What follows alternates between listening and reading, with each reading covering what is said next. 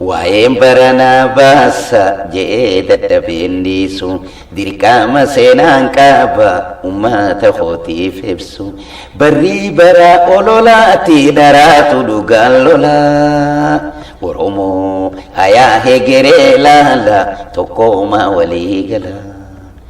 Dhaamsiniin qabuu kanaa ilmaan Oromoo maraaf bu'aan argannu hin jiru maqaa wal xureessuurra burqaan olola dhara eessarraa madda dura diinaa fira fakkaatus hedduun nu keessa jira qoradhaa firraa baraa jireenya keenyaaf farraa. Sossobaan garaan fayyiftuu afuuffaan madaan dhinsitu dubbatan dhugaa dubbachuu dhugumaan sabaaf dirmachuu. Maali aangoodhaaf wal nyaachuun maaf dhabne hayyuu dubbataa biiflee kan heera dabsu malee tokkollee ardhaaf manguddoo boruuf nuun ragaa jechaa maaf cubbuun awwaalan dhugaa baddaa fi gammoojjii biyyaa biyyeeyyu hawaasa diigee ka waliin ga'u jaarsuma akkanaa guute bakkayyuu.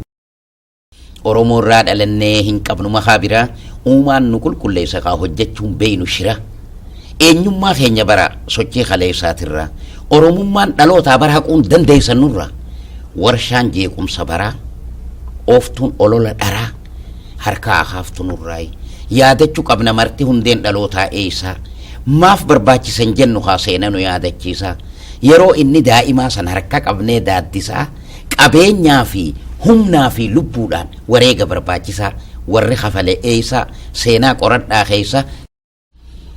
Oromoorraa dhalanne hin qabnu makaa bira uumaan nu qulqulleesse hojjechuun beeynu shira eenyummaa keenya bara sochii kaleessaatirraa oromummaan dhaloota gaa haquun dandeessan nurraa warshaan jeequmsa bara ooftuun olola dhara harkaa haaftu nurraa.